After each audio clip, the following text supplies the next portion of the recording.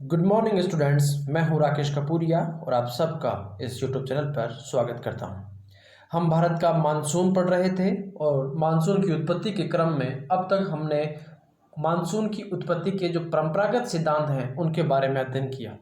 आज हम इस लेक्चर में बात करेंगे मानसून की उत्पत्ति से संबंधित आधुनिक सिद्धांत कौन कौन से हैं, वो कौन कौन से कारक हैं जो वर्तमान समय में भारतीय मानसून की उत्पत्ति को प्रभावित कर रहे हैं, भारतीय मानसून की क्रियाविधि को प्रभावित कर रहे हैं।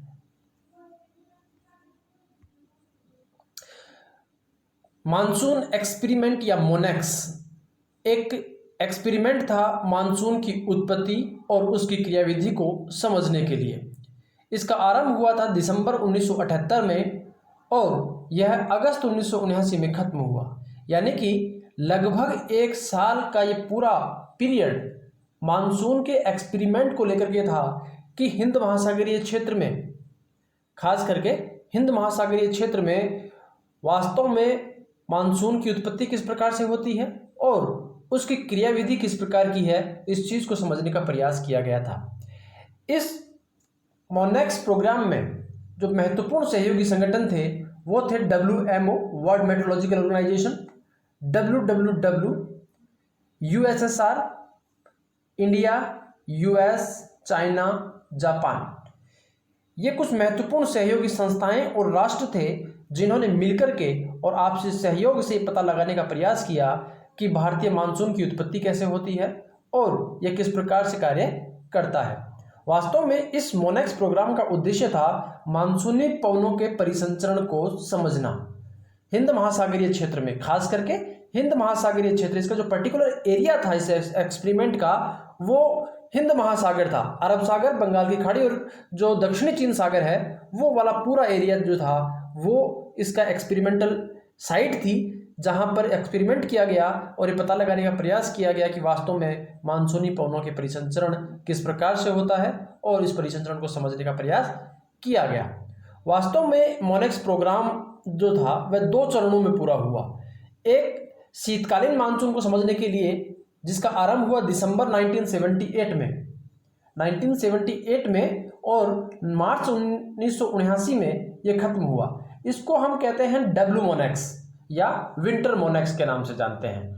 और दूसरा एक्सपेरिमेंट हुआ ग्रीष्मकालीन मानसून की क्रियाविधि को समझने के लिए जिसका आरंभ हुआ मई 1979 से अगस्त 1979 तक, और इसको हम कहते हैं एस मोनेक्स या समर मोनेक्स के नाम से जाना जाता है। तो वास्तव में मोनेक्स प्रोग्राम 2 चरणों में संपन्न हुआ, एक विंटर मोनेक्स और दूसरा समर मोनेक्स। मोनेक्स के पहले फेज में शीतकालीन मानसूनी दशाओं का बारीकी से अध्ययन किया गया जिसका मुख्य केंद्र था दक्षिणी चीन सागर। जो डब्ल्यू मोनेक्स था या विंटर जो मोनेक्स था उसमें शीतकालीन मानसूनी दशाओं का बारीकी से अध्ययन किया गया और इसका जो एक्सपेरिमेंटल एरिया था वो था दक्षिणी चीन सागर।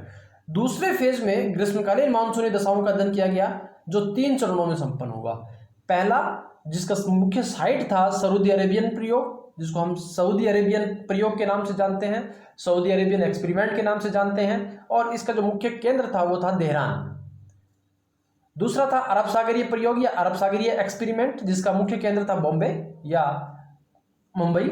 बंगाल की खाड़ी का प्रयोग या बंगाल की खाड़ी का एक्सपेरिमेंट जिसको कहते हैं हम, उसका मुख्य केंद्र था कोलकाता। यानी कि ग्रीष्मकालीन मानसून के लिए 3 साइट्स चुने गए, एक तेहरान जो सऊदी अरेबिया में है, दूसरा मुंबई जो अरब सागर में है, और तीसरा बंगाल की खाड़ी में कोलकाता।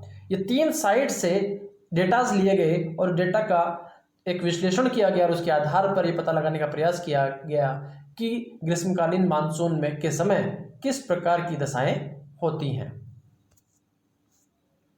इन तमाम प्रयोगों के बाद यह स्पष्ट हुआ कि कोई एक कारण भारतीय मानसून की उत्पत्ति को समझाने में उत्तरदायी नहीं है, या समझाने का तरीका यदि हम ये मान लें कि एक कारक ऐसा हो जिसको हम जो डोमिनेटेड हो भारतीय मानसून को समझाने में, तो ऐसा कुछ नहीं है। इसके लिए अनेक कारक उत्तरदायी हैं।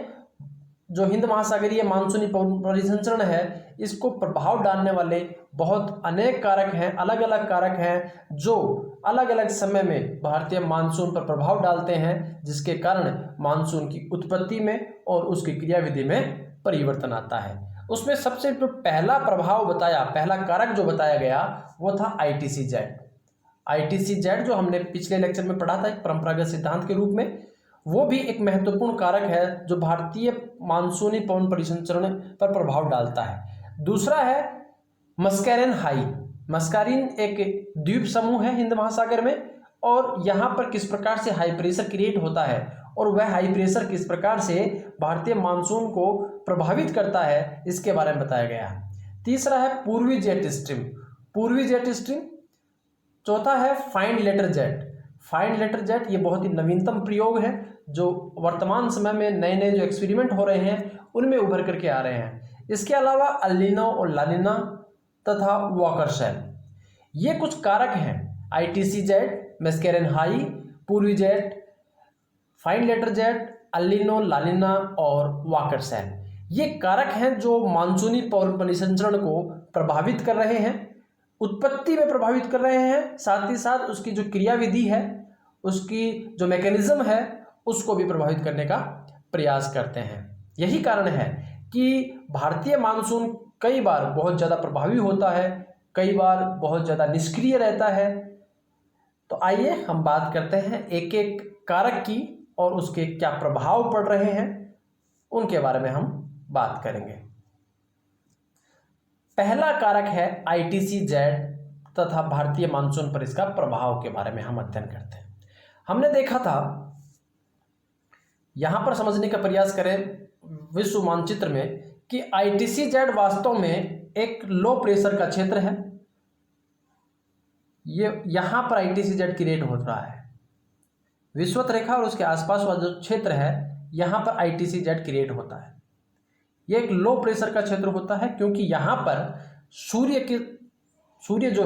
की किरणें जो है यहाँ पर सीधी चमकती हैं और सीधी चमकने के कारण अत्यधिक सूर्यतप की प्राप्ति होती है। परिणाम स्वरूप यहाँ पर अधिक तापमान होता है और अधिक तापमान के कारण यहाँ पर लो प्रेशर रहता है।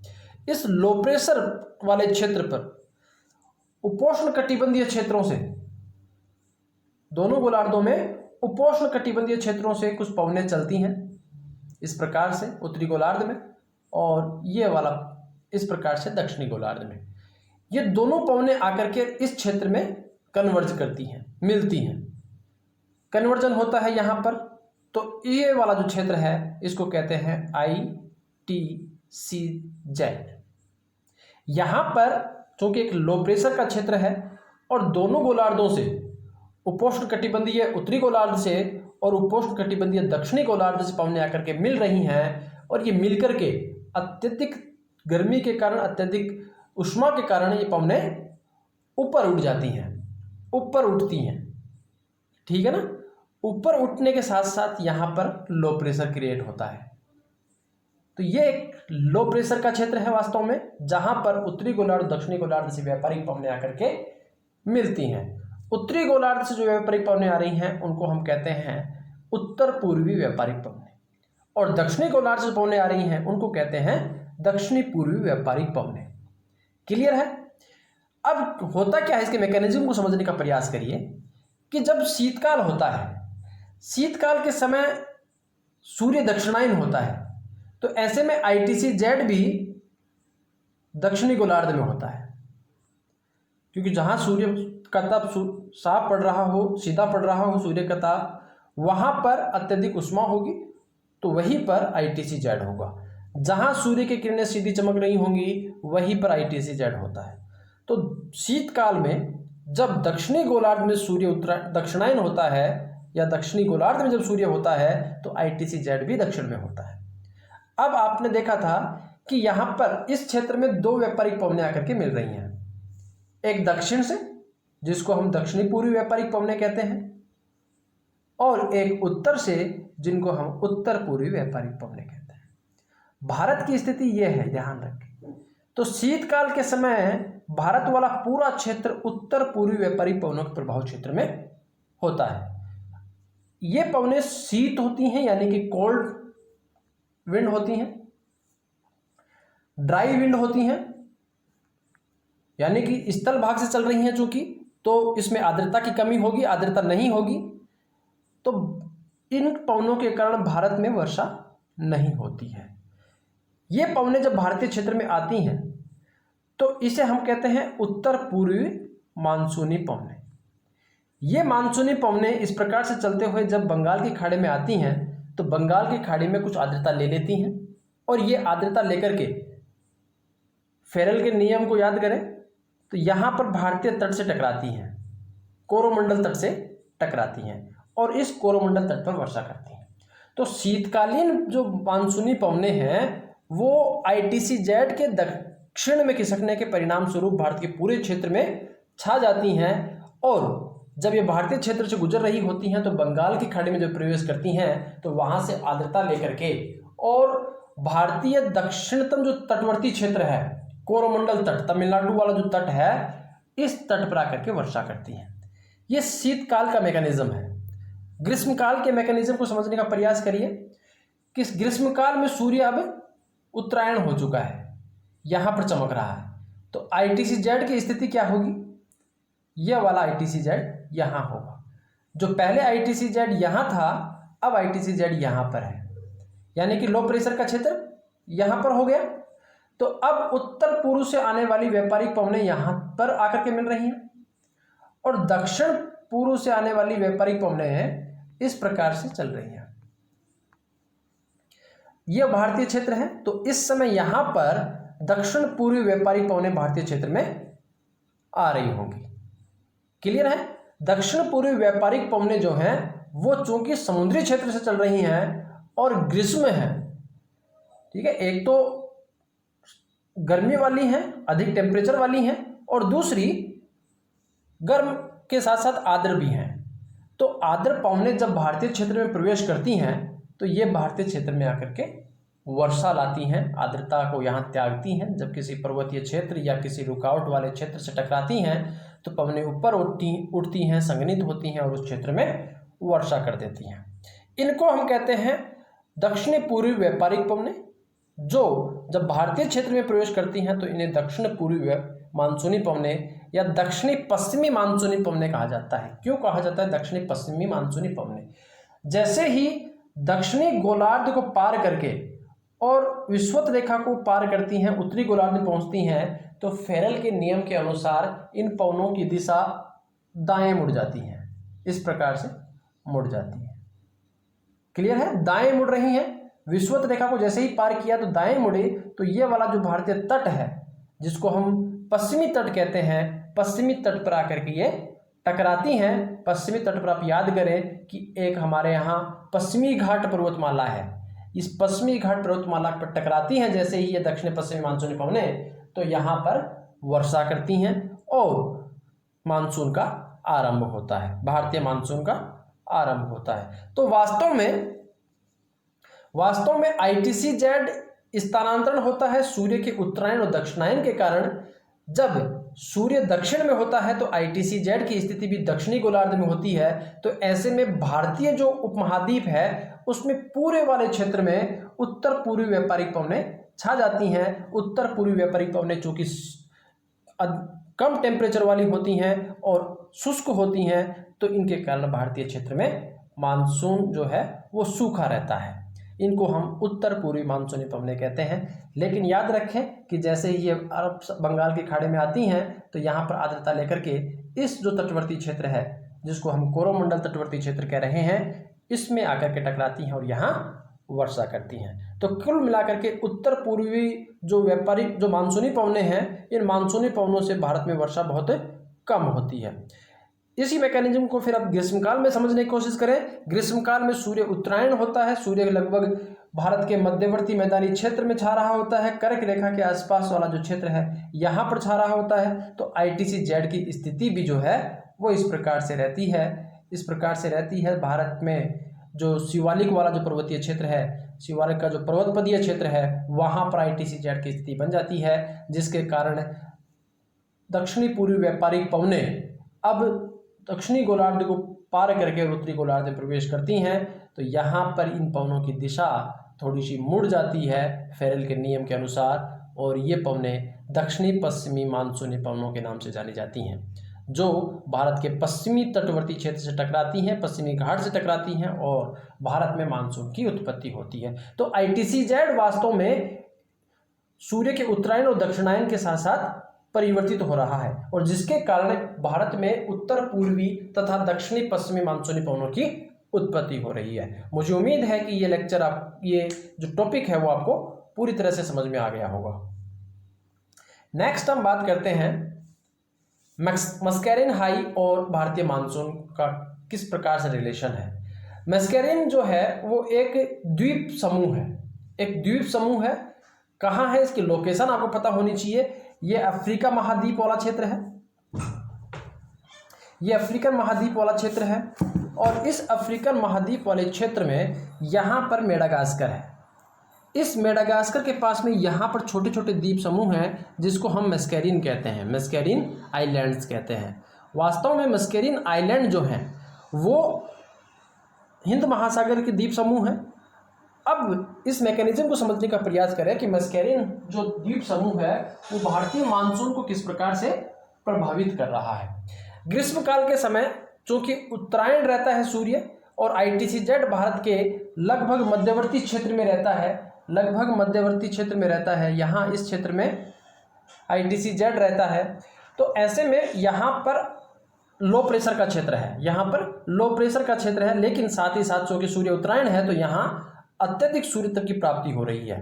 अब आप याद करें कि ये वाला जो पश्चिमी क्षेत्र है भारत का वो एक मरुस्थलीय क्षेत्र है। चाहे भारत हो, पाकिस्तान वाला जो क्षेत्र है ये भी थार का मरुस्थल है, द ग्रेट थार डेजर्ट यहाँ पर है। इसके साथ साथ ये वाला जो अरब का मरुस्थलीय क्षेत्र है ये भी यहाँ पर है। यहाँ पर बालू पाई जाती है। सूर्य की किरणें जब सीधी चमकती हैं, अधिक सूर्य तक की प्राप्ति होती है तो ये बहुत तेजी से गर्म हो जाती हैं, बहुत तेजी से गर्म होती हैं। तो यहाँ पर जो पवनें हैं वो सेवन्य तरंगों के रूप में ऊपर उठती हैं, सेवन्य तरंगों के रूप में ऊपर उठती हैं। ऊपर उठती हुई पवनों का तापमान जो है वो कम होता है, ये भारी होती हैं और आकर के इस क्षेत्र में आकर के गिर रही हैं, मस्कैरिन आइलैंड पर गिर रही हैं, मस्कैरिन आइलैंड पर आकर के गिर रही हैं। और जो कि ये पवनें ठंडी हैं तो यहाँ का जो टेम्परेचर होगा उसको और ठंडा कर देंगी, ठंडा करेंगे तो यहाँ पर प्रेशर जो है हाई हो जाएगा, हाई प्रेशर हो जाएगा। इसी को हम कहते हैं मस्कैरिन हाई, यानी मस्कैरिन जो वाला जो आइलैंड क्षेत्र है यहाँ पर भारतीय थार के मरुस्थलीय क्षेत्र और अरब के मरुस्थलीय क्षेत्र से ऊपर उठी हुई पवनें आकर के गिर रही हैं और यहाँ के टेम्परेचर को कम कर रही हैं। परिणाम स्वरूप यहाँ पर हाई प्रेशर क्रिएट होता है और इस हाई प्रेशर से पवनें फिर भारतीय क्षेत्र में प्रवेश करती हैं। तेजी से दक्षिण पश्चिमी मानसून के रूप में पवनें भारत के स्थलीय क्षेत्र की ओर भागती हैं, क्योंकि यहाँ पर लो प्रेशर का क्षेत्र है, क्योंकि यहाँ पर लो प्रेशर का क्षेत्र है, यहाँ पर हाई प्रेशर का क्षेत्र है। तो पवनें तेजी से भारतीय उपमहाद्वीप में प्रवेश करेंगी और भारी अच्छी बारिश करेंगी, अच्छी बारिश करेंगी। तो मस्कैरिन हाई कैसे पैदा हो रहा है? थार के मरुस्थलीय क्षेत्र और अरब के मरुस्थलीय क्षेत्र के गर्म होने के परिणाम स्वरूप से सेवन्य तरंगों के रूप पवनें ऊपर उठती हैं। ये पवनें ऊपर उठती हैं तो टेम्परेचर इनका कम होता है, भारी होती हैं और ये ला करके गिरती हैं यहाँ इस मस्कैरिन आइलैंड पर, जिसके कारण यहाँ पर टेम्परेचर जो है वो कम हो जाता है और कम टेम्परेचर का मतलब है हाई प्रेशर, और इस हाई प्रेशर से लो प्रेशर की ओर पवनें तेजी से भागती हैं तो भारतीय मानसून जो है वो प्रभावी हो जाता है। मस्कैरिन हाई समझ गए और भारतीय मानसून के साथ इसका संबंध भी उम्मीद है कि आप समझ गए होंगे। अगला है पूर्वी जेट स्ट्रीम और भारतीय मानसून के बीच में क्या संबंध है। वास्तव में जो मोनेक्स प्रोग्राम था उसी मोनेक्स प्रोग्राम में एक भारतीय जलवायुवेता थे पी कोटेश्वर साहब। इन्होंने बताया कि किस प्रकार से तिब्बत का पठारी क्षेत्र एक पूर्वी जेट स्ट्रीम की उत्पत्ति करता है। वास्तव में जेट स्ट्रीम क्या होती है? जेट स्ट्रीम ऊपरी वायुमंडल में चलने वाली पवनें होती हैं, जो पवनें अपने उच्च दाब और निम्न दाब यानी कि बायोमेट्रिक ढाल के समानांतर चलती हैं। इस चीज़ को समझने का प्रयास करिए कि जनरली क्या होता है कि पवनें चलती हैं हाई प्रेशर से लो प्रेशर की ओर, हाई प्रेशर लो प्रेशर, तो पवनें इस प्रकार से चलती हैं। लेकिन जेट स्ट्रीम के साथ क्या होता है कि चूंकि इन पवनों की उत्पत्ति होती है ऊपरी वायुमंडलीय क्षेत्र में, सौर मंडल के आसपास जो ऊपरी वायुमंडलीय क्षेत्र है, सौर मंडल का जो ऊपरी हिस्सा है, वहां पर जेट स्ट्रीम की उत्पत्ति होती है। वहां पर घर्षण बल कार्य नहीं करता, जो फ्रिक्शनल फोर्स है वहां पर कार्य नहीं करता, जिसके परिणाम स्वरूप पवनें हाई प्रेशर और लो प्रेशर यानी कि प्रेशर ग्रेडियंट के समानांतर चलती हैं। बहुत तीव्र गति से चलने वाली पवनें होती हैं, पी कोटेश्वरम महोदय ने क्या बताया कि चूंकि ग्रीष्म काल में सूर्य उत्तरायण हो रहता है और भारत का जो तिब्बत वाला जो क्षेत्र है या हिमालय जो क्षेत्र है उसके पर्वतपदीय क्षेत्रों में ITC-Z की स्थिति होती है, यानी कि अत्यधिक सूर्यतप की प्राप्ति और लो प्रेशर का क्षेत्र। तिब्बत का पठार जो है वो एक नग्न पठार है, जहां पर आर्द्रता बहुत कम है, पेड़ पौधों की जो उपलब्धता है वो बहुत कम है, या नगण्य प्रकार के वहां पेड़ पौधे पाए जाते हैं। किसी प्रकार के पेड़ पौधे या वनस्पति तिब्बत के पठारी क्षेत्र में नहीं पाए जाते हैं, एक प्रकार से नग्न पठारी क्षेत्र है। तो जैसे ही सूर्य उत्तरायण होता है तो सूर्य की सीधी किरणें यहाँ पर पड़ती हैं, तो यहाँ पर टेम्परेचर बहुत ज़्यादा हो जाता है। तिब्बत के पठारी क्षेत्र में टेम्परेचर अधिक हो जाता है, जिसके परिणाम स्वरूप पवनें ऊपर उठती हैं, पवनें सेवने तरंगों के रूप में ऊपर उठती हैं। पवनें ऊपर उठती हैं तो पवन ऊपर उठेंगी तो जो नीचे वाला क्षेत्र होगा वो लो प्रेशर वाला क्षेत्र होगा। पवनें ऊपर उठ रही हैं, ठंडी हो रही हैं, तो यहाँ पर प्रेशर क्या करेंगी? हाई करेंगी।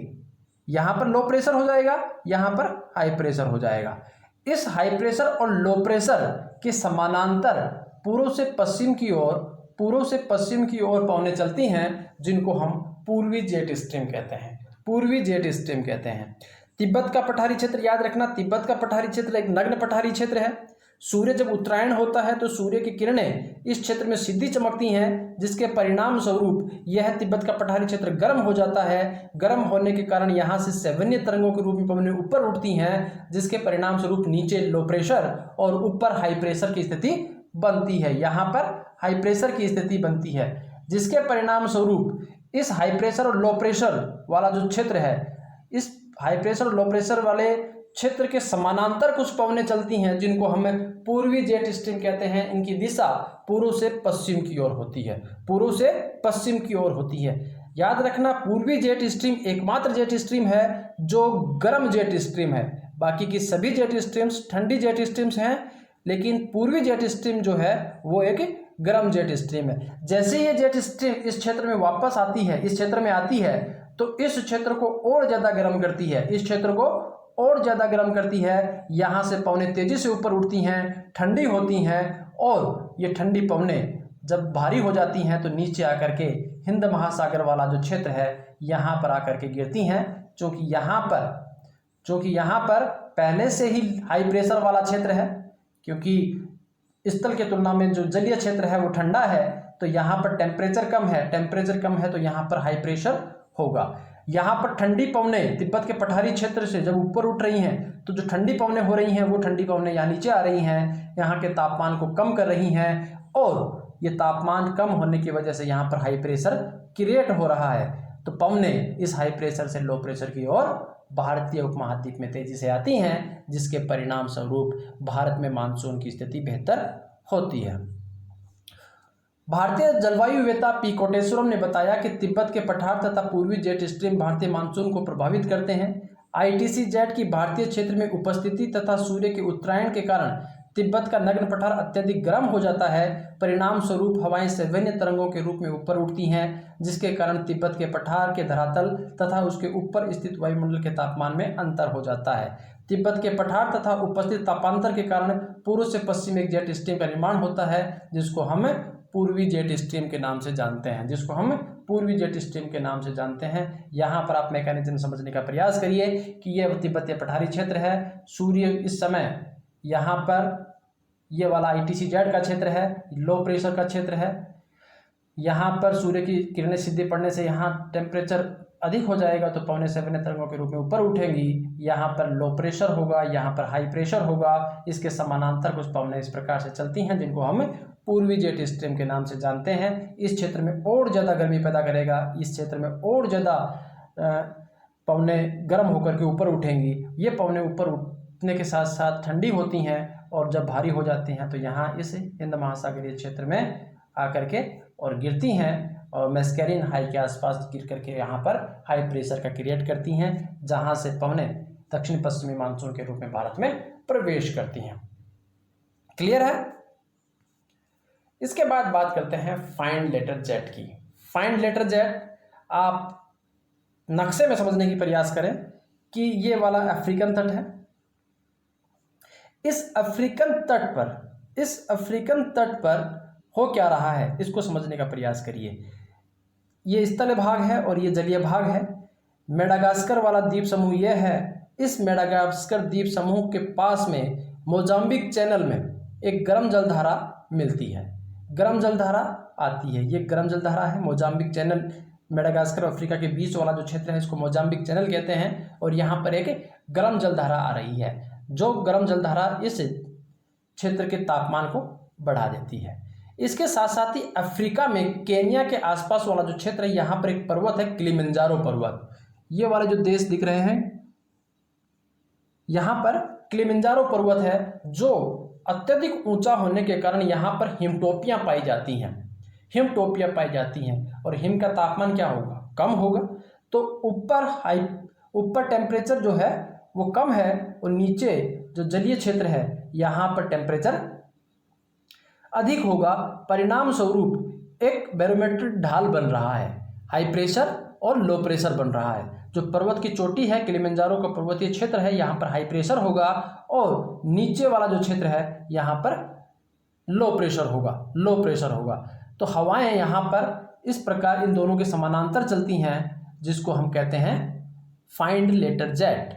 फाइंड लेटर जेट वास्तव में बहुत से भूगोलवेत्ता इसको जेट नहीं मानते, लेकिन वर्तमान समय में ये एक जेट है जो अफ्रीकन महाद्वीप में पाए जाने वाली किलिमंजारो पर्वत और मोजाम्बिक चैनल में चलने वाली गर्म जलधारा के तापमान में अंतर के परिणाम स्वरूप उत्पन्न होती है। तापमान में अंतर के परिणाम स्वरूप उत्पन्न हो रही है।